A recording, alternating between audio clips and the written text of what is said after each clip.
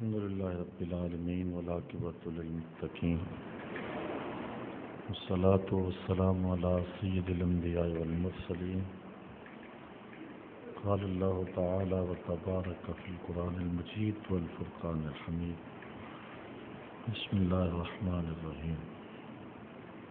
قال الله تعالى وتبارك في شان حبيبه مخبرا وآمرا إن الله وملائكته يصلون على النبي يا أيها الذين آمنوا صلوا عليه وسلموا تسليما. صلاة والسلام عليك يا رسول الله وعلى آلك وأصحابك يا حبيب الله. تمام حمد و ثنا، تعریف و توصیف اللہ جل مجدہ الکریم کی ذات بابرکات کے لیے، جو خالق کائنات بھی ہے اور مالک شہات بھی. اللہ جل وعلا کی حمد و ثنا کے بعد حضور نبی اکرم شفیع امم رسول محتشم نبی مکرم اللہ کے پیارے امت کے سہارے رب کے محبوب دانائے غیوب مالک رقاب امم فخر عرب و عجم والی کون و مکان سیاہ لا مکان سید انس و جاں سرور لالا رخاں نیر تاباں سر نشین مہوشاں ماہ خوباں شہنشاہ حسینہ تتمہ دوراں سر خیل زہرہ جمالاں جلوہ صبح ازل نور ذات لم یزل باعث تکوین عالم فخر آدم و بنی آدم نیر بطہا رازدار ما اوہا شاہد ما طغا صاحب علم نشرہ معصوم آمنہ احمد مجتبیٰ حضرت محمد مصطفیٰ صلی اللہ علیہ وسلم کے حضور ناز میں اپنی عقیدتوں، ارادتوں، محبتوں اور نیازمندیوں کا خراج پیش کرنے کے بعد واجب الاحترام ذوی الاحتشام برادران اسلام، السلام علیکم ورحمۃ اللہ وبرکاتہ. حضرت انس رضی اللہ تعالی عنہ حضور علیہ السلام کے خادم خاص ہیں اور انہیں 10 سال تک حضور کی خدمت کا موقع نصیب ہوا. جب حضور مکے سے ہجرت فرما کر کے مدینہ تشریف لائے تو اس وقت 7-8 سال عمر تھی. تو ان کی والدہ ماجدہ حضرت ام سلیم رضی اللہ تعالی عنہا حضرت انس کو حضور کی خدمت میں پیش کر دیا کہ یہ آپ کی نوکری کیا کرے گا. کہتے ہیں میں نے پورے 10 سال تک حضور کی خدمت کی اور 10 سال میں ایک بار بھی حضور نے مجھے اف نہیں کہا. کبھی ایسا ہوتا کہ مجھ سے کوئی برتن ٹوٹ جاتا تو ازواج مطہرات میں سے کوئی مجھے کہنا چاہتا تو حضور فرماتے کہ چھوڑو، اس برتن کی عمر ہی اتنی تھی. تو مجھے بھی ساری زندگی حضور علیہ السلام کی نوکری اور سعادت مندی اور حضور کی غلامی کا اعزاز اور حضور علیہ السلام کی خدمت میں حاضری کا اعزاز فخر دیتا رہے گا. تو کہتے ہیں کہ حضور نے مجھ سے بہت کچھ ارشاد فرمایا.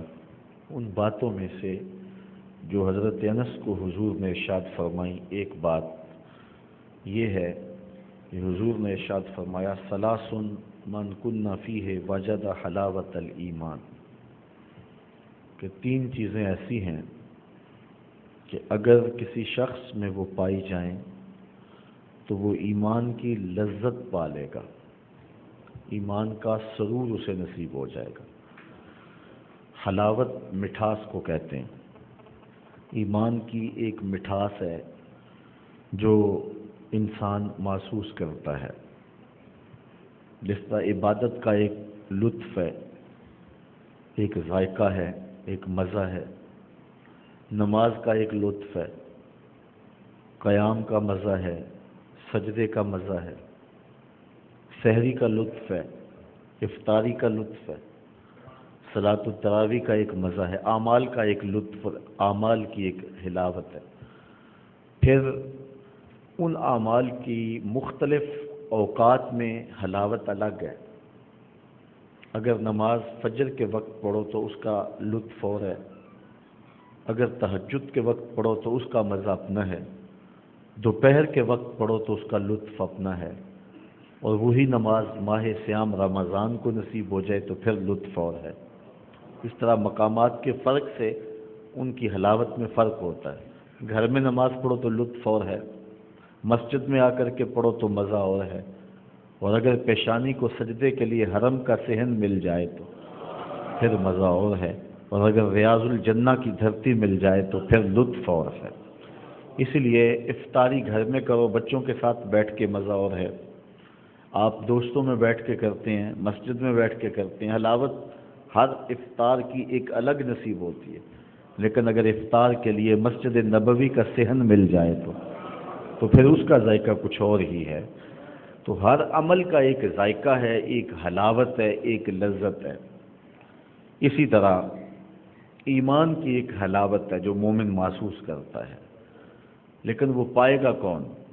تو حضور نے فرمایا جس کے اندر تین چیزیں پائی جائیں وہ ایمان کی مٹھاس پا لیتا ہے، وہ ایمان کی لذت پا لیتا ہے۔ پہلی چیز ان یکون اللہ ورسولہ احب الیہ مما سواہما، اتنے محبوب ہوں اللہ اور اس کے رسول کہ کوئی اور شے اتنی محبوب نہ ہو۔ جب یہ کیفیت دل کی پائے گا تو پھر ایمان کی حلاوت نصیب ہوگی۔ سب سے زیادہ اللہ اور اس کے رسول سے محبت کرے۔ دوسری بات وَأَن يُحِبَّ الْمَرْءُ لَا يُحِبُّهُ إِلَّا لِلَّهِ، کہ بندہ جس سے بھی محبت کرے اللہ کے لیے کرے۔ یہ اگر کیفیت پیدا ہو گئی کہ جس سے بھی پیار کرے، جس سے بھی محبت کرے اس کی وجہ سے ہی کرے۔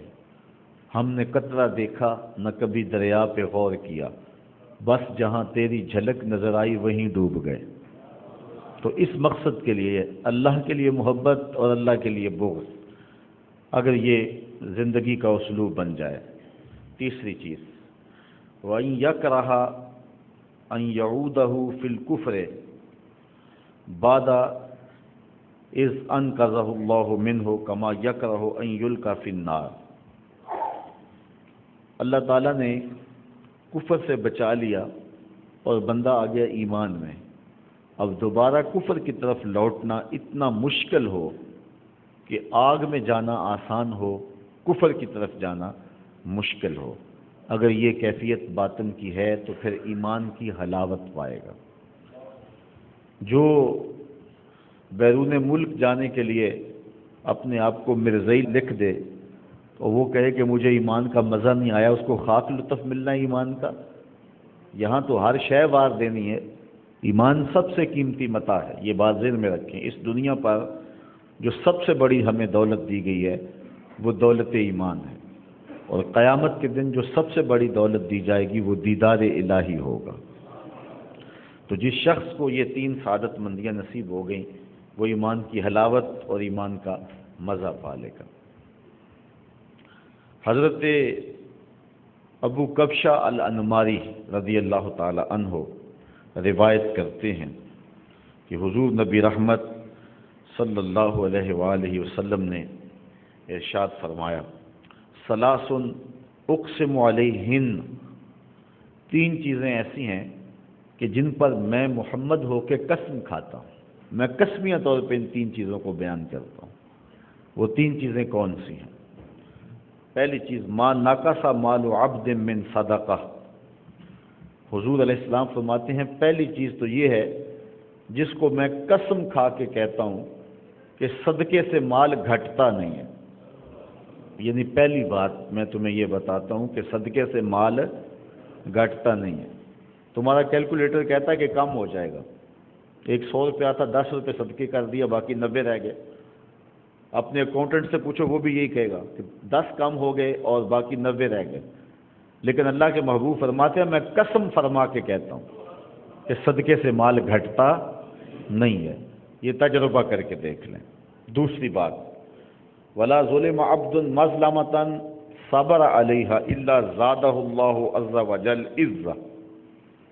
جب کسی پہ کوئی شخص ظلم کرے اور وہ اس پہ صبر کرے تو حضور فرماتے ہیں میں قسم کھا کے کہتا ہوں کہ اس کی عزت میں اضافہ ہوگا. اگر اس نے صبر کر لیا، لوگ کہیں گے لو یہ تو دب گیا، اور اپنی ناک بچانے کے لیے پھر چل پڑا اور لڑائی کا بازار گرم ہو گیا اور سال ہا سال مقدمہ بازی رہی، جنگ و جدل رہا، دونوں طرف سے جو ہے عجیب الجھاؤ رہا، تو اپنی ناک بچانے کے لیے، آبرو کے لیے ایسا کیا نہیں، اس نے صبر کیا. ٹھیک ہے، اس نے جو کیا اس نے کر لیا. حضور فرماتے ہیں میں قسم کر کے کہتا ہوں کہ اس کی عزت میں کمی نہیں ہوگی. اس صبر کرنے کی برکت سے اللہ تعالیٰ اس کی عزت میں اضافہ فرمائے گا. تیسری بات، حضور علیہ السلام نے ارشاد فرمایا ولا فتح عبد باب مسألۃ الا فتح اللہ علیہ باب فقر. اگر کسی شخص نے سوال کا دروازہ کھول لیا، مانگنا شروع کر دیا، تو حضور فرماتے ہیں کہ میں قسم کھا کے کہتا ہوں کہ اس نے محتاجی کا دروازہ کھول لیا. یعنی ساری زندگی اس کا فقر ختم. آپ دیکھتے ہیں جو مانگنا شروع کر دیتے ہیں ساری زندگی پھر مانگتے ہی رہتے ہیں، ان کی ضروریات پوری نہیں ہوتی. حالانکہ جو مانگنے والے ہیں بعض کا اتنا مانگ لیتے ہیں کہ عام مزدور اور عام شخص بھی اتنی کمائی نہیں کرتا، وہ جو ہے مانگ کے اکٹھا کر لیتے ہیں، لیکن ان کی محتاجی ختم نہیں ہوتی. یہ اللہ کے محبوب نے قسم فرما کے کہا ہے. تو یہ تین چیزیں یاد رکھ لیں. صدقے سے مال کم نہیں ہوتا، معاف کر دینے سے عزت میں فرق نہیں پڑتا بلکہ عزت اللہ زیادہ کر دیتا ہے. اور تیسری بات کہ جب کوئی شخص سوال کا دروازہ کھول دیتا ہے تو پھر اس کی پوری نہیں پڑتی، اس کی محتاجی ختم نہیں ہوتی. حضرت ابو کبشہ الانماری کہتے ہیں میں نے حضور سے سنا اور حضور نے اللہ کی قسم فرما کے یہ تین باتیں بیان فرمائیں. حضرت ابو ہریرہ رضی اللہ تعالی عنہ، وہ تو آپ جانتے ہیں کہ یہ ہر ویلے حضور کے پاس ہی رہتے تھے رضی اللہ تعالی عنہ. تو انہوں نے حضور علیہ السلام سے یہ روایت کی ہے. حضور نے ارشاد فرمایا ثلاث دعوات یستجاب لہن لا شک فیہن. تین دعائیں ایسی ہیں جو کسی صورت میں رد ہی نہیں ہوتی اور اس میں کوئی شک بھی نہیں ہے، ہر صورت میں قبول ہوتی ہیں. پہلی جو ہے دعوت المظلوم، جو مظلوم کی دعا ہے وہ رد نہیں ہوتی. اس لیے کہا مظلوم کی دعا سے بچو، کیونکہ مظلوم کی دعا اور اللہ کے درمیان کوئی پردہ نہیں ہوتا ہے. ودعوت المسافر، اور مسافر کی دعا جو واپس پہنچنے سے قبل کرے. ودعوت الوالد لوالدہ، اور والد کی دعا اپنی اولاد کے لیے، اپنے بیٹے کے لیے. یہ تین دعائیں ایسی ہیں جو رد نہیں ہوتی، اللہ اپنے کرم سے انہیں قبول فرماتا ہے. حضرت علی المرتضیٰ رضی اللہ تعالی عنہ روایت فرماتے ہیں ثلاث لیس لأحد من الناس فیہن رخصہ. تین چیزیں ایسی ہیں جن سے کسی کو بھی چھٹی نہیں ہے. تین چیزیں ایسی ہیں جن سے کسی شخص کو بھی چھٹی نہیں ہے، رخصت نہیں ہے کہ چلو اسے معاف کر دیں، اسے معاف کر دیں. کئی صورتوں کے اندر عورتوں کے اوپر مخصوص ایام میں نماز روزے کی چھٹی ہے. مرد بوڑھا ہو جائے اور نہ جا سکے، بڑائی، بیماری یا مرض یا سفر ہو تو جمعے کی چھٹی ہے. اس طرح شیخ فانی کے لیے روزے کی چھٹی ہے، رخصت ہے. لیکن فرمایا کہ تین چیزیں ایسی ہیں کہ ان میں رخصت نہیں ہے، چھٹی نہیں ہے. پہلی بر الوالدین مسلمن کان او کافرن، والدین کے ساتھ اس نے سلوک کرنا، چاہے مومن ہو چاہے کافر ہو. والدین کافر بھی ہوں تو ان کے ساتھ بھی اس نے سلوک کیا جائے گا. یہ وہ عمل ہے جس میں چھٹی اور رخصت نہیں ہے. بندہ کہے کہ میرا والد میری والدہ وہ کافرہ ہیں یا کافر ہیں، جس طرح کہ حضور سے صحابہ نے پوچھا. آج کل تو ہمارے ہاں یہ مسئلہ نہیں ہے، لیکن ادھر یہ مسائل بہت سارے تھے، بالخصوص اس زمانے میں. تو کہا کہ ان کے ساتھ ہر صورت کے اندر بر یعنی نیکی کرنی ہے۔ دوسرا والوفاء بالعہد لمسلم کان او کافرا، دوسرا عہد کا پورا کرنا، وہ چاہے مسلمان سے کیا ہو چاہے کافر سے کیا ہو، وہ عہد نہیں توڑ سکتے ہیں، جو بھی صورت حال ہو، وہ کافر بھی ہو، عہد کی پاسداری کرنی ہے۔ تیسری بات وَأَدَاءُ الْأَمَانَةِ إِلَى مُسْلِمٍ كَانَ أَوْ كَافِرًا، امانت کا ادا کرنا، اگر تمہارے پاس کسی نے امانت رکھی ہے تو اس کو ادا کرنا ہے، چاہے وہ مومن ہو اور چاہے وہ، اور آپ جانتے نہیں ہیں کہ لوگ حضور کے مکان کا محاصرہ کیے ہوئے ہیں اور آقا کریم علیہ السلام ان کے محاصرے سے نکل گئے، لیکن حضرت مولا کائنات سیدنا علی المرتضیٰ رضی اللہ تعالی عنہ کو اپنے بستر پہ لٹایا اور کہا صبح اٹھ کے ان کی امانتیں دے کے آنا، وہ خون کے پیاسے ہیں، لیکن حضور کو خیال ہے کہ ان کی امانتیں ضائع نہ ہوں۔ اچھا، کسی نے حضرت علی المرتضیٰ سے پوچھا کہ تمہیں پھر نیند آ گئی تھی؟ حضور کے گمان میں وہ تمہیں بھی تو نقصان پہنچا سکتے تھے، انہیں تو نہیں پتا کہ پردے میں کون لیٹا ہوا ہے، تو وہ تمہیں بھی تو نقصان پہنچا سکتے تھے، تو تم سو گئے تھے، حضور نے تمہیں کہا کہ امانتیں دے کے آنا، تو رات پھر بڑی مشکل گزری ہوگی۔ حضرت مولا کائنات فرمانے لگے ڈٹ کے سویا تھا۔ کہا نیند کیسے آئی تھی؟ کہا حضور نے کہا تھا اے علی سو جاؤ، صبح اٹھنا، لوگوں کی امانتیں دینا اور تم بھی مدینے آ جانا۔ مجھے یقین تھا کہ میں اٹھوں گا بھی، امانتیں بھی واپس کروں گا اور خیریت سے مدینے بھی پہنچوں گا، مجھے حضور کے فرمان پہ اتنا یقین تھا۔ اللہ اکبر۔ تو حضور علیہ الصلوۃ والسلام نے فرمایا کہ یہ تین چیزیں ہیں کہ جن کی رخصت نہیں ہے۔ حضرت انس رضی اللہ تعالیٰ عنہ سے ایک روایت ہے کہ حضور نے ارشاد فرمایا ثلاث منجیات، تین چیزیں ہیں جو نجات دینے والے ہیں، جو شخص ان تین چیزوں کو اپنائے گا وہ نجات پائے گا۔ پہلی چیز خشیت اللہ تعالیٰ فی السر والعلانیہ، اللہ سے ڈرنا، چاہے وہ تم لوگوں کے سامنے ہو چاہے تم پوشیدہ بیٹھے ہوئے ہو، سر و اعلان میں، مخفی اور ظاہر، ہر صورت میں اللہ کا ڈر۔ والعدل فی الرضاء والغضب، اور غصے میں اور خوشی کے موقع پہ عدل و انصاف کرنا، کسی موقع پہ بھی عدل کا دامن نہ چھوڑنا۔ کسی شخص پہ غصہ ہے اور آپ جو ہیں وہ پرے پنچایت کے اندر 5 بنا دیے گئے ہیں، تو آپ اس کے خلاف فیصلہ دیتے ہیں، تو یہ غضب کی وجہ سے آپ نے عدل کو چھوڑا۔ اور کوئی شخص آپ کا بہت زیادہ محبت کرنے والا ہے اور آپ نے اس کی محبت کی وجہ سے اس کے حق میں فیصلہ دے دیا، تو یہ بھی جو ہے وہ زیادتی ہے۔ خوشی ہو غم ہو، کسی پہ غصہ ہو کسی پہ خوشی ہو، ہر صورت کے اندر عدل کے دامن کو نہ چھوڑنا۔ اور حضور علیہ السلام نے اس بات کو اس انداز کے ساتھ اپنے دین میں جاری کیا۔ ایک قبیلے کی خاتون جس کا نام فاطمہ تھا، اس نے چوری کر لی، لوگوں نے کہا نیا نیا اسلام لایا یہ قبیلہ، تو اگر اس خاتون کے ہاتھ کاٹ دیے گئے تو کہیں یہ اسلام سے منحرف ہی نہ ہو جائیں۔ تو حضور کی خدمت کے اندر حضرت زید بن حارثہ رضی اللہ تعالی عنہ کے ذریعے سے انہوں نے عرض کی کہ حضور ذرا ان کے لیے تھوڑی سی نرمی کر لی جائے، رخصت دے دی جائے۔ اور صحابہ جو کچھ کہہ رہے تھے ایک اچھے جذبے سے کہہ رہے تھے۔ آقا کریم علیہ السلام نے فرمایا بلال لوگوں کو منادی کر دو اور ممبر بچھا دو۔ ممبر بچھ گیا، منادی کر دی گئی، لوگ جمع ہو گئے۔ فرمایا تم سے پہلے لوگ اسی لیے ہلاک ہوئے کہ جب ان میں سے کوئی اہم شخص گناہ کرتا تو اس سے نرمی کر لی جاتی اس پر، اور جب کوئی غریب آدمی کوئی گناہ کرتا تو اس پر سزا نافذ کر دی جاتی۔ فرمایا میری شریعت میں ایسا نہیں ہوگا، بلکہ حضور نے ایک تاریخی جملہ ارشاد فرمایا لو سرقت فاطمہ بنت محمد لقطع محمد یدہ، کہا یہ تو فاطمہ قبیلہ اسود کی بیٹی ہے، اگر میری بیٹی فاطمہ بھی چوری کرتی میں اس کا بھی ہاتھ کاٹتا۔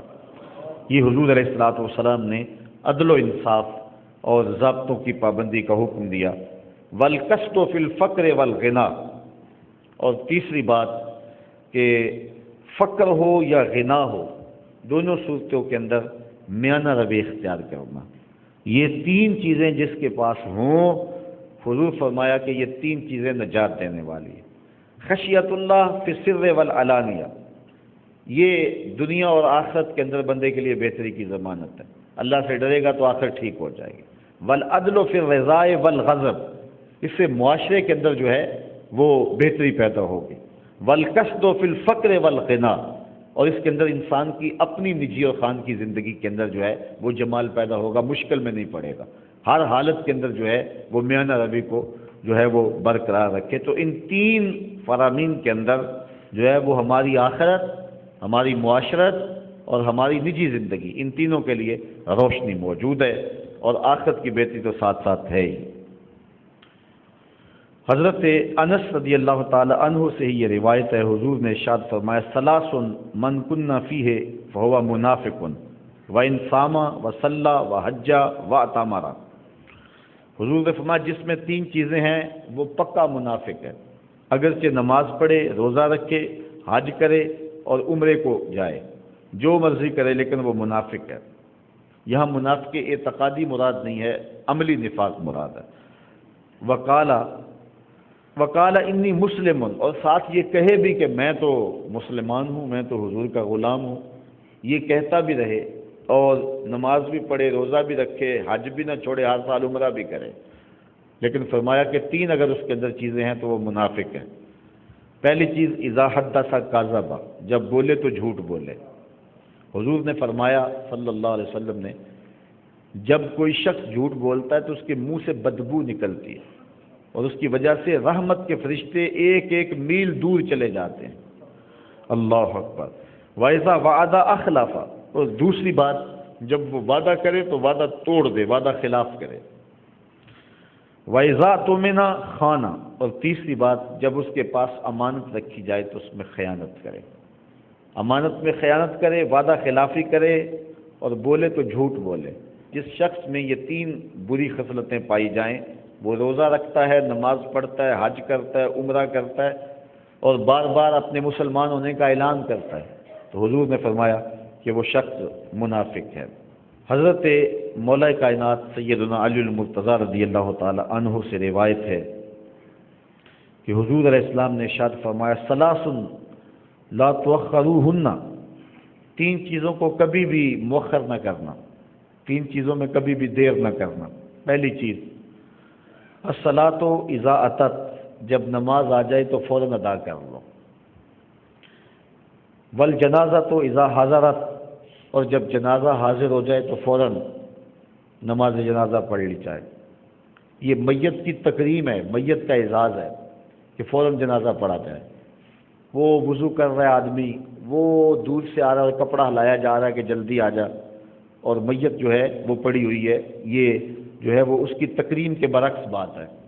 بلکہ ہمارے ہاں ایک مسئلہ مشہور ہے کہ جو وضو جنازے کے لیے کیا جائے وہ جنازے کے بعد ٹوٹ جاتا ہے، نماز کے لیے نیا وضو کرنا چاہیے۔ مسئلہ ٹھیک نہیں، اصل یوں مسئلہ نہیں ہے، مسئلہ یہ ہے کہ جنازے میں سوائے ولی میت اور امام جس نے جنازہ پڑھانا ہے، وہ بغیر وضو کے جنازہ نہیں پڑھ سکتا، دور بھی ہے تو وہ جا کے وضو کر کے آئے گا۔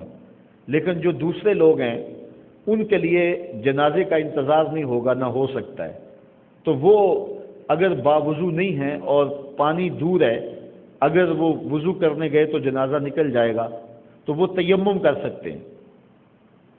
تو وہ تیمم ایک خاص وقت اور ضرورت کے لیے کیا گیا تھا، جو ہی جنازہ پڑا تو وہ تیمم ان کا ختم ہو جائے گا۔ تو وہ یہ ہے کہ وہ اس تیمم سے کوئی اور کام نہیں کر سکتے، اور اس کو یوں بنا لیا گیا کہ وضو والے جنازے والے وضو سے نماز نہیں ہوتی، جو وضو کیا جائے اس میں کوئی نہیں، جو تیمم وہ وقتی طور پہ کیا گیا تھا۔ اس لیے کہ جب جنازہ آ جائے تو اس کو رکھ کے اوروں کا انتظار کریں، یہ میت کے پروٹوکول، اس کی تکریم اور اس کے اعزاز کے خلاف ہے کہ اس کو رکھا جائے اور کسی اور کا انتظار کیا جائے، سارے آ کے اس کا انتظار کرے نا، یہ کیوں کسی کا انتظار کرے؟ تو جب جنازہ آ جائے تو پھر فوراً جنازہ پڑھ لینا چاہیے۔ بعض کا جو ٹائم دیا ہوا ہوتا ہے پڑھنے لگتا تو ایک بندہ بولتا جی ابھی وہ ٹھہرو ذرا 5 آدمی آ رہے ہیں، اور وہ امام ٹھہرتا تو پھر وہ دوبارہ شروع کرنے لگتا ہے، پھر ایک آواز دیتا ہے وہ دیکھو جی ابھی کچھ لوگ وضو کر رہے ہیں، اور جو پہلے آئے ہیں وہ بیچارے جلدی میں ہوتے ہیں۔ بہرحال بعد میں آنے والے یا پہلے آنے والے وہ تو انتظار کر لیں گے، یہ میت کا پروٹوکول ہے کہ اس کے لیے کسی کا انتظار نہ کیا جائے، یہ اس کی تکریم ہے۔ اللہ تعالیٰ نے مرنے والے کو یہ تکریم دی ہے، اور تکریم کا عالم یہ دیکھیے کہ جنازے کو ایک آدمی بھی اپنی کمر پہ لاد کے لے جا سکتا تھا، لیکن 4 آدمیوں کو حکم دیا اور ان کو بھی کہا کہ کندھا بدلتے رہیں تاکہ مرنے والے کو تکریم ملتی رہے، اور بلکہ کہا زیادہ تیز بھی نہ چلنا، میرے شاہکار کو کہیں جھٹکا بھی نہ لگ جائے۔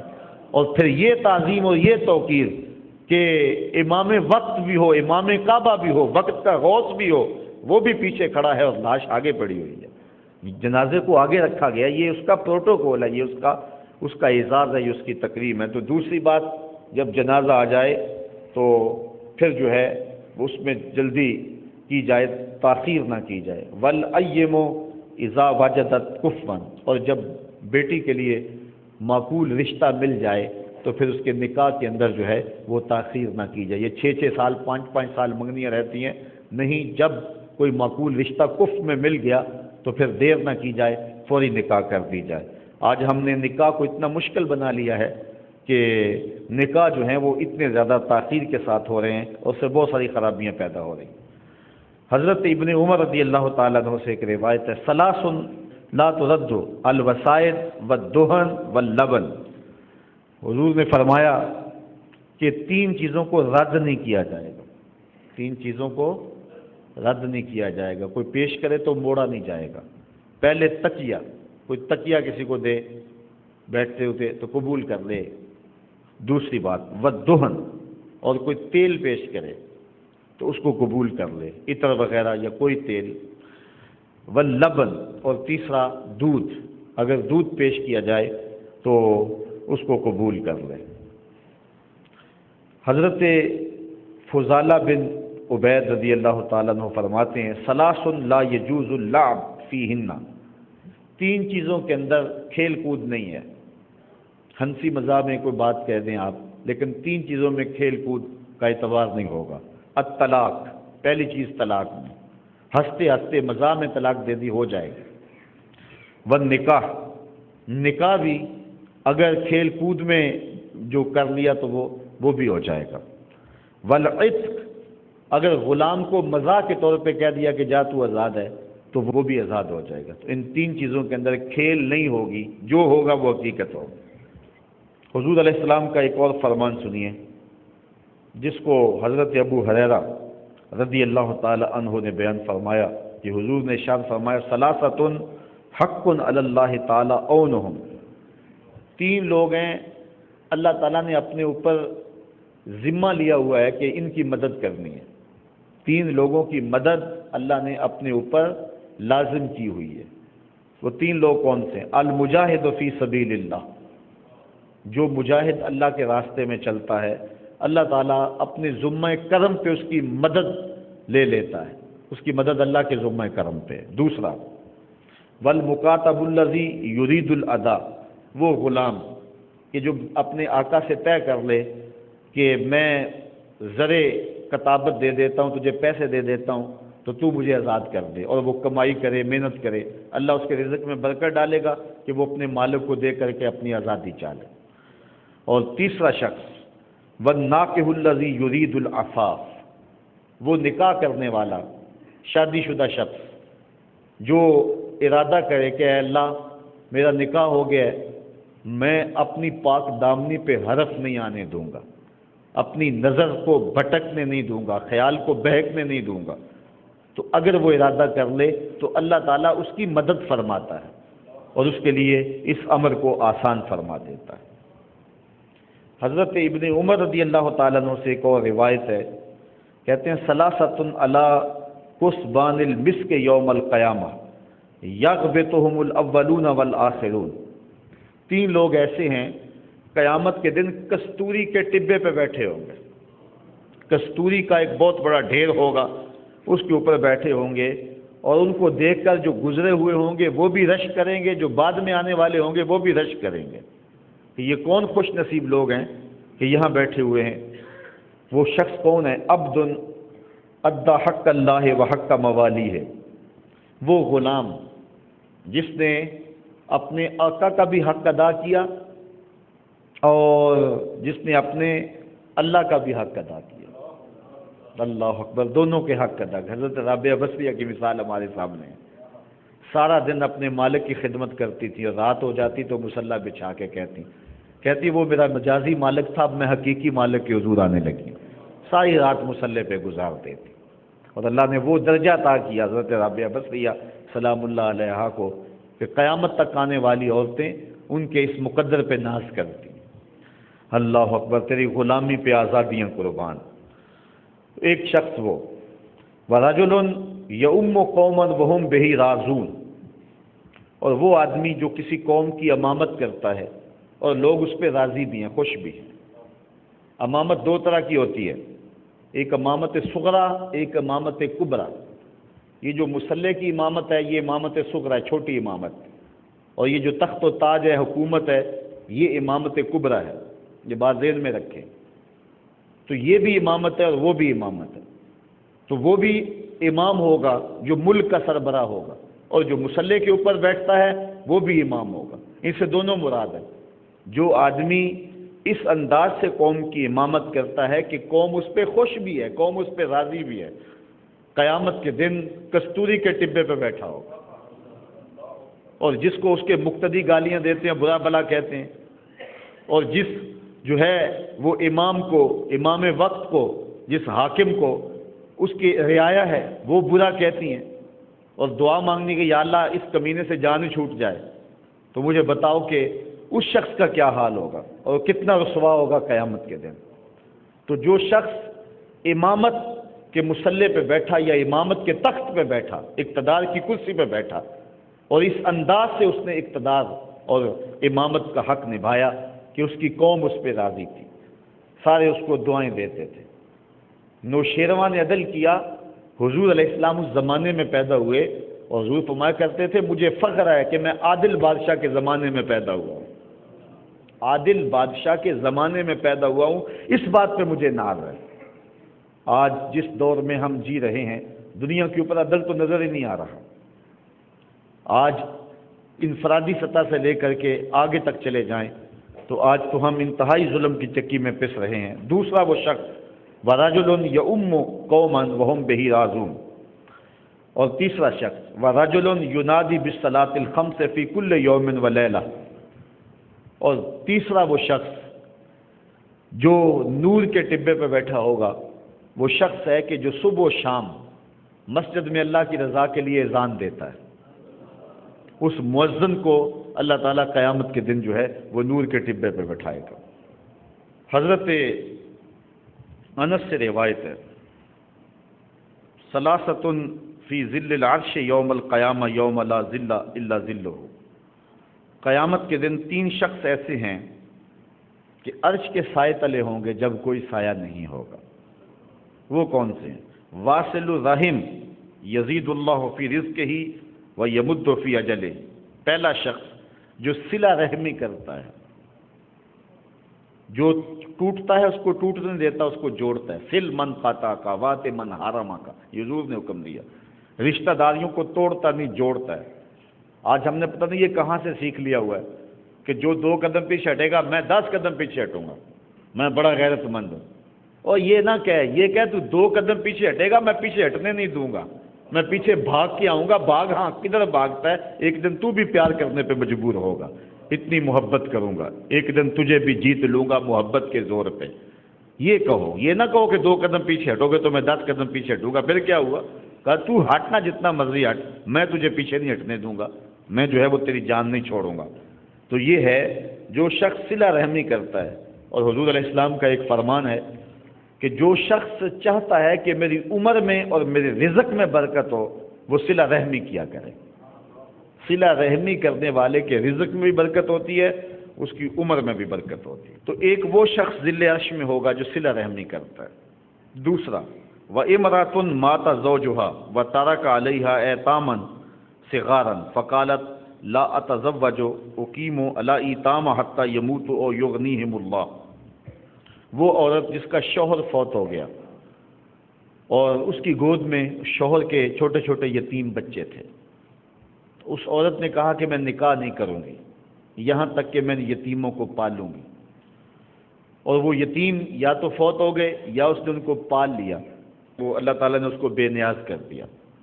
وہ عورت جس نے اپنی خواہشات کو روکا رکھا، پاک دامنی کی حفاظت کی اور یتیم بچوں کے لیے نکاح نہ کیا، ان یتیموں کو لے کے بیٹھی رہی، حضور فرمایا کل قیامت کے دن جب کوئی سایہ نہیں ہوگا، اس خاتون کو اللہ اپنے عرش کا سایہ عطا فرمائے۔ اللہ اکبر۔ اور تیسرا شخص وَعَبْدٌ صَنَعَ طَعَامًا فَأَضَافَ ضَيْفَهُ وَأَحْسَنَ نَفْقَتَهُ فَدَعَا عَلَيْهِ الْيَتِيمَ وَالْمِسْكِينَ فَأَطْعَمَهُمْ لِوَجْهِ اللَّهِ عَزَّ وَجَلَّ۔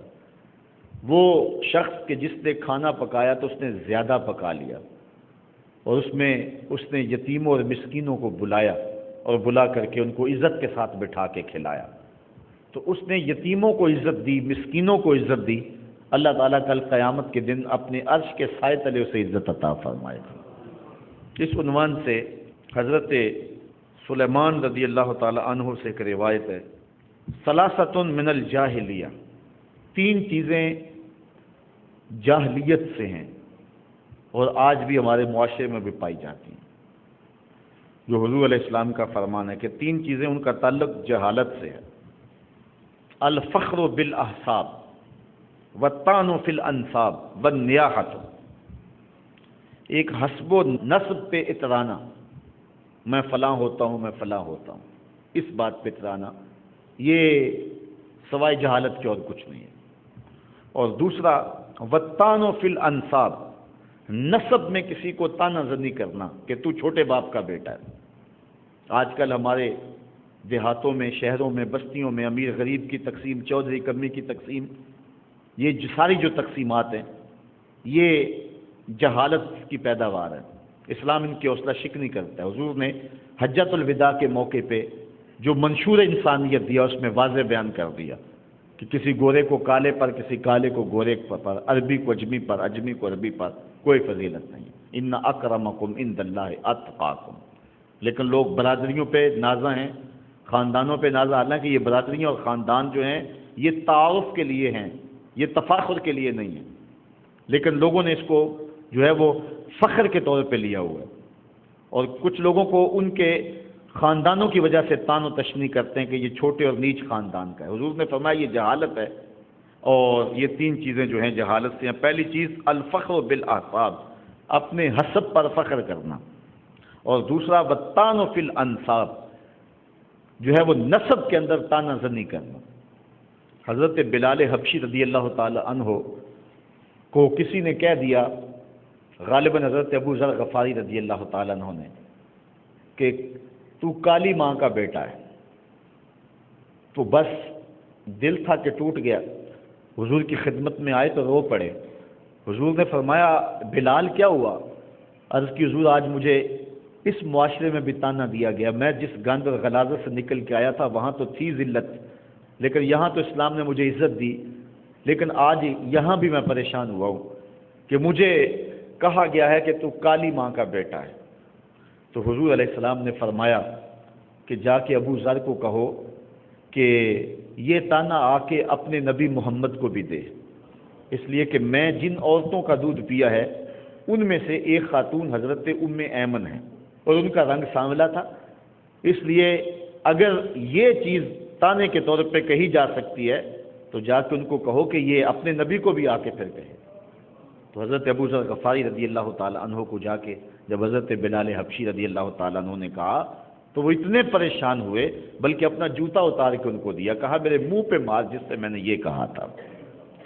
تو نسب کے اندر کسی کو طعنہ زنی کرنا یا اپنے حسب پہ ترانا یہ سوائے جہالت کے اور کچھ نہیں ہے۔ اس شخص کی جہالت کے لیے کافی ہے کہ جو اپنے نسب پہ تراتا ہے یا کسی شخص کے نسب پر اس کو کمینگی کا طعنہ دیتا ہے۔ تیسری بات والنیاحۃ، اور یہ بھی ہمارے معاشرے میں پائی جاتی ہے، یعنی وین کرنا، جب کوئی شخص فوت ہو جائے، یہ زیادہ تر عورتوں کے اندر یہ مرض پائی جاتی ہے، اور وہ سمجھتی ہیں کہ یہ شاید یہ بڑا کمال ہے، اور کسی میت پر بہت زیادہ رونا دھونا ہو اور چیخ و پکار اور بین ہو تو عورتوں کے اندر اس کو کمال سمجھا جاتا ہے۔ تو یہ تین چیزیں جو ہیں وہ سوائے جہالت کے اور کچھ نہیں ہیں۔ ثلاثۃ من مکارم الاخلاق عند اللہ، حضرت انس سے روایت ہے، جو تین چیزیں ہیں وہ اچھے اخلاق سے ہیں، 3 چیزیں اچھے اخلاق سے ہیں۔ وہ 3 چیزیں کون سی ہیں؟ انتعفو عمن ظلمک، جو تیرے پہ ظلم کرے تو اسے معاف کر دے۔ یہ بڑے پن ہونے کی دلیل ہے، اخلاق عالیہ کی بات ہے۔ دوسری بات، جو تجھے محروم رکھے تو اس کی جھولیاں بھر دے۔ تمہیں ضرورت پڑ گئی، کسی کے پاس گئے، رشتہ داری تھی، دوستانہ تھا، اس مشکل وقت آپ کے کام نہ آیا وہ، اب اس کو مصیبت پڑی تو وہ آپ کے پاس آیا، تو آپ نے اس بات کو یاد رکھا، آپ نے اس کو خالی لٹایا یا تان و تشنی کی کہ ایک وقت تھا کہ میں بھی تیرے پاس آیا اب سنا پھر؟ نہیں، نہ اس کو یاد دلانا ہے۔ اگر انسان ہوا تو وہ خود ہی سمجھتا ہے اس بات کا، اور اگر انسانیت نہیں ہے تو جتلانے سے بھی کوئی فائدہ نہیں ہے۔ اور دوسری بات ہے کہ تم نے اللہ سے اجر پانا ہے، تو نہ اس کو خالی موڑیں کہ اس نے مجھے کچھ نہیں دیا تھا اس وقت، میں پھنسا تھا تو اس نے میرے پہ ترس نہیں کیا تھا، تم اس کی جھولی بھرو۔ یہ نہ کہو کہ اس نے میرے ساتھ یہ سلوک کیا تھا، نہیں، یہ اچھے اخلاق سے ہے اور مکارم اخلاق سے ہے۔ وَتَصِلَ مَنْ قَطَعَكَ، اور تیسرا جو تجھ سے قطع تعلقی کرے تو اس کے ساتھ صلہ رحمی کرے۔ حضرت معاویہ بن حیدہ رضی اللہ تعالیٰ عنہ روایت کرتے ہیں کہ حضور نے فرمایا ثلاثۃ لا ترى اعینہم النار یوم القیامہ، کہ 3 لوگ ایسے ہیں کہ جن کی آنکھیں کل قیامت کے دن جہنم کی آگ کو نہیں دیکھیں گی۔ 3 لوگوں کی آنکھیں جہنم کی آگ کو نہیں دیکھیں گی۔ پہلی آنکھ کون سی ہے؟ عین بکت من خشیۃ اللہ، وہ آنکھ جو اللہ کے خوف سے روئی۔ حدیث میں آتا ہے کل قیامت کے دن جس بال کی جڑ بھی بھیگی ہوگی وہ بال بھی اس شخص کی شفاعت کرے گا۔ لا خیر فی عین لا تبکی من خشیۃ اللہ، امام ابو نعیم نے یہ روایت لکھی ہے کہ اس آنکھ میں کوئی بھلائی نہیں ہے جو اللہ کے خوف میں روتی نہیں ہے۔ یہ بہت بڑی سعادت مندی ہے، بلکہ فرمایا راتوں کو اٹھ اٹھ کے رویا کرو اور قرآن مجید کی تلاوت کیا کرو، رویا کرو۔ فَإِن لَّمْ تَبْكُوا فَتَبَاكُوا، اگر رونا نہ آئے تو رونے کی کوشش کیا کرو۔ حضرت داتا صاحب سے کسی نے پوچھا کہ اگر کوئی رونے کی کوشش کرے پھر بھی رونا نہ آئے، فرمایا پھر مقدر پہ روئے، کہ اتنا سنگ دل ہو گیا کہ رونا چاہتا پھر بھی آنکھ نمناک نہیں ہوتی ہے۔ پہلے وہ آنکھ جو خوف خدا سے روتی ہے، وَعَيْنٌ حَرَسَتْ فِي سَبِيلِ اللَّهِ، اور دوسری وہ آنکھ جو اللہ کی راہ میں جاگتی ہے، پہرا دیتی ہے۔ وَعَيْنٌ غَدَّتْ مِن مَحَارِمِ اللَّهِ، اور وہ آنکھ اللہ کی حرام کردہ جگہوں سے بچتی ہے، اپنے آپ کو روکتی ہے، جہاں اللہ نے منع کیا ہے وہاں نظر نہیں اٹھتی ہے۔ یہ 3 آنکھیں قیامت کے دن جہنم کی آگ نہیں دیکھیں گے۔ ثلاثۃ لا یستخف بحقہن الا منافق، 3 لوگ ایسے ہیں کہ جن کے حق کو منافق کے علاوہ کوئی ہلکا نہیں جانتا۔ وہ تو 3 چیزیں تھیں جو پیچھے ساری گزری، یہ 3 لوگ ہیں کہ جن کے حق کو منافق کے علاوہ کوئی ہلکا نہیں جانتا۔ وہ کون کون تھے؟ ذو الشیبۃ فی الاسلام، جس نے اسلام میں بڑھاپے کو پا لیا، جو بوڑھا ہوا، بوڑھے کے حق کو منافق نہیں جانتا، باقی ہر مومن جانتا ہے کہ اس کا حق کیا ہے اور اس کی تعظیم کرتا ہے۔ امام ابو نعیم نے لکھا ہے جو شخص 80 سال کی عمر میں انتقال کرتا ہے، اللہ تعالیٰ اس کے بڑھاپے کا حیا کرتے ہوئے بغیر حساب کے جنت عطا فرماتا ہے، اور جو شخص 90 سال کی عمر میں انتقال کرتا ہے اللہ تعالیٰ اس کے بڑھاپے کا حیا کرتے ہوئے اس کو قیامت کے دن حق شفاعت عطا فرمائے گا۔ تو بخشا ہوا ہی ہے، اب جس کی تو چاہتا ہے اس کی بھی سفارش کر دے، اس کو جنت میں لے جائے۔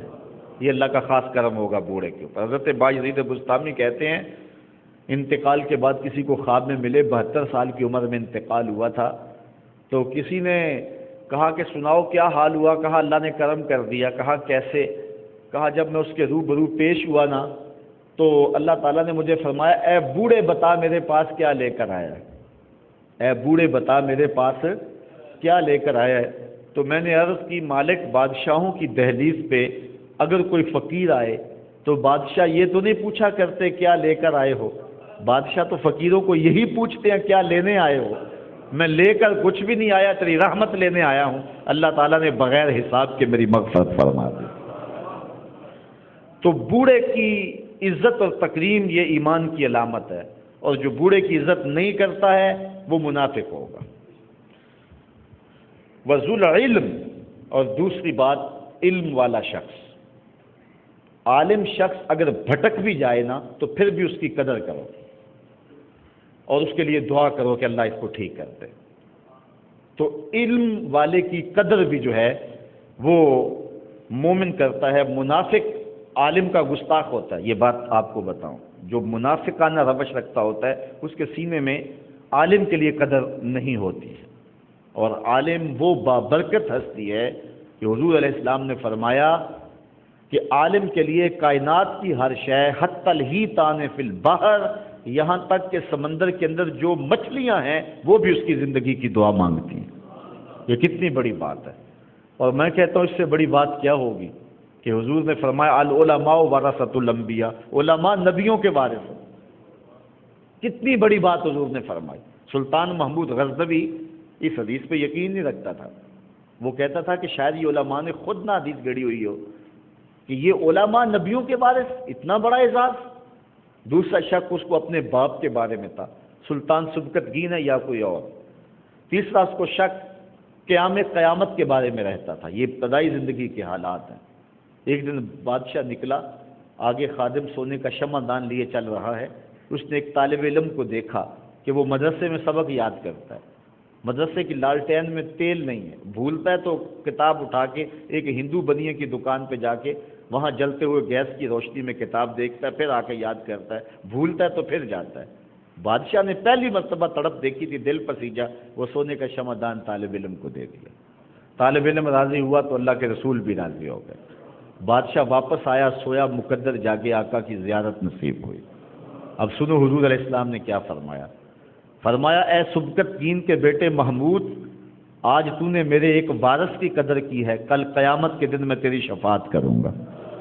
حضور نے ایک جملہ ارشاد فرمایا، 3 شک بھی دور کیے، جنت کی بشارت بھی عطا فرمائی۔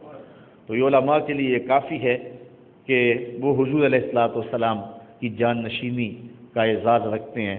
حضرت مولا کائنات سیدنا علی المرتضیٰ رضی اللہ تعالیٰ عنہ فرماتے ہیں کہ ہم جبار کی تقسیم پہ راضی ہیں، اس نے ہمیں علم دیا اور جاہلوں کو مال دیا۔ مال جو ہے یہ فرعون اور نمرود کی وراثت ہے، اور علم انبیاء کی وراثت ہے۔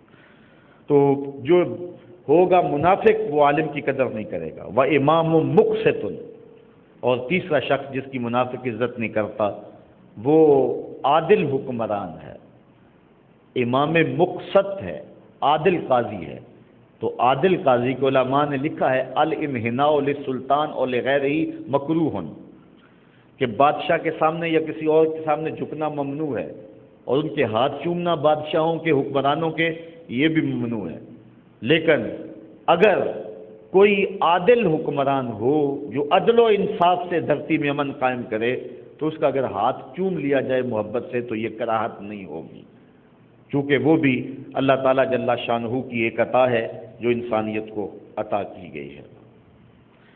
حضرت ابو ذر غفاری رضی اللہ تعالیٰ عنہ سے ایک روایت ہے، ثلاثۃ لا یکلمہم اللہ یوم القیامہ ولا ینظر الیہم ولا یزکیہم ولہم عذاب علیم۔ 3 لوگ ایسے ہیں قیامت کے دن اللہ ان سے کلام ہی نہیں فرمائے گا، انہیں پاک بھی نہیں کرے گا، ان کی طرف دیکھے گا بھی نہیں، وَلَهُمْ عَذَابٌ علیم، اور ان کے لیے عذاب بھی بڑا سخت ہوگا۔ نہ اللہ ان سے کلام کرے گا، نہ انہیں پاک کرے گا، اور نہ ان کی طرف نظر رحمت کرے گا۔ وہ 3 شخص کون ہیں؟ المسبل ازارہ، جو تکبر کی وجہ سے اپنی شلوار کو ٹخنوں سے نیچے لٹکاتا ہے، پہلا شخص ہو۔ دوسرا شخص والمنان الذی لا یؤتی شیئا الا منہ، وہ شخص جو کسی کو نہیں دیتا، اگر دیتا ہے تو جتلاتا ہے، جو خیرات دے کے، صدقہ دے کے، زکوٰۃ دے کے، مال دے کے، کوئی دان کر کے، احسان کر کے بعد میں جتلاتا ہے۔ اللہ تعالیٰ جل شانہ قیامت کے دن اس کو پاک کرنا، اس پہ رحمت کی نظر کرنا، اس سے کلام کرنا گوارا نہیں فرمائے گا۔ اور تیسرا شخص والمنفق سلعتہ بالحلف الکاذب، وہ شخص کہ جو جھوٹی قسمیں کھا کے کماتا ہے اور پھر اس کا صدقہ کرتا ہے، اس کی خیرات کرتا ہے، وہ خیرات کرنے والا شخص جو ہے وہ قیامت کے دن اللہ تعالیٰ جل شانہ اس پر نظر رحمت نہیں فرمائے گا۔ اور اس طرح حضرت ابو ہریرہ نے حضور سے 3 اور اشخاص کے بارے میں یہی بات سنی ہے، ثلاثۃ لا یکلمہم اللہ یوم القیامہ ولا یزکیہم ولا ینظر الیہم ولہم عذاب علیم۔ حضرت ابو ہریرہ رضی اللہ تعالی عنہ بیان فرماتے ہیں کہ حضور نے ارشاد فرمایا 3 اشخاص سے قیامت کے دن اللہ نہ کلام فرمائے گا، نہ انہیں پاک کرے گا، نہ ان کی طرف نظر رحمت کرے گا۔ وہ کون ہے؟ شیخ زان، پہلا شخص جو بوڑھا زانی ہے، بوڑھا ہو گیا لیکن برائیاں نہیں چھوڑی، ہڈیاں کمبن گوڈے کھڑکن تے اڑ گیا لک تیرا، اجے بھی بدیوں باز نہ آئیں جیو مرد دلیرا۔ میاں صاحب فرماتے ہیں کیا تیری بہادری ہے، قبر میں ٹانگیں ہیں، بچہ سمجھتا ہے میں جوان ہوں گا، جوان سمجھتا ہے میں بوڑھا ہوں گا، اب بوڑھے کے لیے کون سی منظر رہے گی سوائے قبر کے؟ تو فرمایا پہلا شخص جس کو اللہ نظر رحمت سے دیکھے گا بھی نہیں، پاک بھی نہیں کرے گا، اس سے کلام بھی نہیں کرے گا، ایک بوڑھا زانی۔ وہ مالک کذاب، جھوٹا حکمران، وہ بادشاہ جو جھوٹ بولتا ہے۔ وہ عائل مستکبر، اور تیسرا جو شخص غریب ہے اور اس کے باوجود تکبر کرتا ہے۔ امیر کا تکبر بھی اللہ کو پسند نہیں ہے، بادشاہ کا تکبر بھی پسند نہیں ہے۔ قیامت کے دن اللہ تعالیٰ سب سے پہلا جو ہے ارشاد یہی فرمائے گا، جب اسرائیل سور پھونکیں گے سارے لوگ مر جائیں گے، موت کی آغوش میں چلے جائیں گے، تو پھر اللہ تعالیٰ خطاب فرمائے گا این المتکبرون، تکبر کرنے والے کہاں ہیں؟ کوئی نہیں اٹھے گا۔ پھر فرمائے گا این الملوک، بادشاہ کہاں ہیں؟ تو کوئی نہیں اٹھے گا۔ پھر فرمائے گا انا المالک، میں بادشاہ ہوں، تکبر مجھی کو زیبا ہے۔ تو اللہ تعالیٰ تکبر کسی سے گوارا نہیں کرتا۔ الکبریاء اور ردائی، اس نے کہا کہ کبریائی میری چادر ہے، اور جو میرے سے میری چادر چھیننا چاہتا ہے میں اس کو جہنم کی آگ میں ڈالوں گا۔ تکبر جو ہے وہ کسی سے بھی اللہ پسند نہیں کرتا، لیکن جو شخص غریب ہو، مسکین ہو اور پھر تکبر کرے وہ اور زیادہ مکروہ ہے، اور اللہ تعالیٰ قیامت کے دن اس سے کلام بھی نہیں فرمائے گا۔ اللہ اکبر۔ اسی طرح 2-1 اور فرامین آپ کے سامنے رکھ کے اپنی گفتگو کو سمیٹ لیتا ہوں۔ حضرت ابو موسیٰ اشعری رضی اللہ تعالیٰ عنہ روایت کرتے ہیں ثلاثۃ یؤتون اجرہم مرتین، ذرا دیکھیے اس کی کرم نوازی۔ 3 لوگ ایسے ہیں کہ قیامت کے دن اللہ تعالیٰ ان کا اجر ان کو 2 بار عطا فرمائے گا۔ روزے کا 1 بار اجر دے دیا پھر دے گا، نماز کا اجر دے دیا پھر دے گا، حج کا اجر دیا پھر دے گا، ہر عمل کا اجر 2 بار دے گا۔ وہ لوگ کون ہیں؟ سنو ذرا۔ رجل من اہل الکتاب آمن بنبیہ وادرک النبی صلی اللہ علیہ وسلم وآمن بہ واتبعہ وصدقہ فلہ اجران۔ پہلا وہ شخص جو اہل کتاب سے تھا، اپنے نبی پر ایمان لایا، پھر حضور بھی آ گئے، پھر اس نے حضور علیہ السلام کی نبوت کو بھی قبول کیا اور حضور کی اتباع کی، حضور کی تصدیق کی۔ پہلے عیسائی تھا پھر مسلمان بھی ہوا، پہلے یہودی تھا پھر اسلام کے دامن میں آیا، حضرت موسیٰ کو بھی مانتا، ان کی شریعت پہ بھی عمل کیا، پھر حضور کی شریعت پہ بھی عمل کیا، جس حضرت عبداللہ ابن سلام ہیں، کعبہ بار ہیں یا دیگر لوگ۔ تو اللہ تعالیٰ جل شانہ قیامت کے دن اس شخص کو 2 اجر دے گا۔ دوسرا شخص وعبد مملوک ادى حق اللہ وحق سیدہ فلہ اجران، وہ غلام جو کہ اپنے آقا کا نوکر ہے، آقا کی ڈیوٹی بھی کرتا ہے اور مسلح پہ کھڑے ہو کے اپنے رب کی ڈیوٹی بھی کرتا ہے، اللہ ہر عمل کو اس کے 2 اجر عطا فرمائے گا۔ اور تیسرا شخص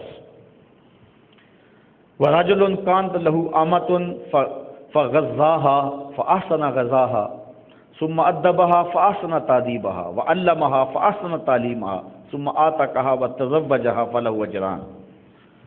جس شخص کی ملک میں کوئی لونڈی تھی، اس نے اس کو غذا دی، کپڑا پہنایا، لباس دیا، تربیت کی، اس کو تعلیم دلوائی، پھر اس کو آزاد کر دیا، پھر اس سے نکاح کر لیا، اللہ تعالیٰ اس شخص کو 2 اجر عطا فرمائے گا۔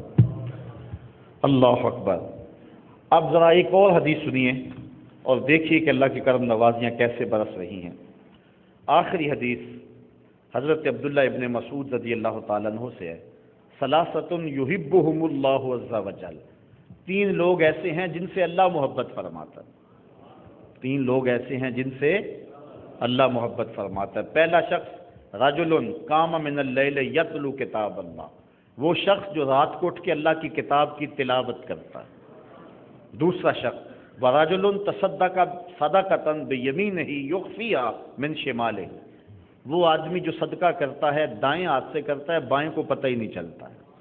تیسرا شخص وَرَجُلٌ كَانَ فِي سَرِيَّةٍ فَانْهَزَمَ أَصْحَابُهُ فَاسْتَقْبَلَ الْعَدُوَّ، وہ شخص کہ جو کسی محاذ پہ ڈٹا ہوا تھا، سارے لوگ بھاگ گئے لیکن وہ ڈٹ کے کھڑا رہا۔ حضور فرمایا یہ وہ لوگ ہیں کہ اللہ تعالیٰ ان لوگوں سے محبت فرماتا ہے۔ اللہ تعالیٰ جل شانہ ہمیں اپنی رضا والی زندگی عطا فرمائے اور اپنی یادوں اور محبتوں کا سرمایہ عطا فرمائے۔ آفاق کے ہر ہر گوشے میں قرآن سنا کر دم لینا، اب رکنا نہیں، اب تھمنا نہیں، فردوس میں جا کر دم لینا، آفاق کے ہر ہر گوشے میں قرآن سنا کر دم لینا، اب رکنا نہیں، اب تھمنا نہیں۔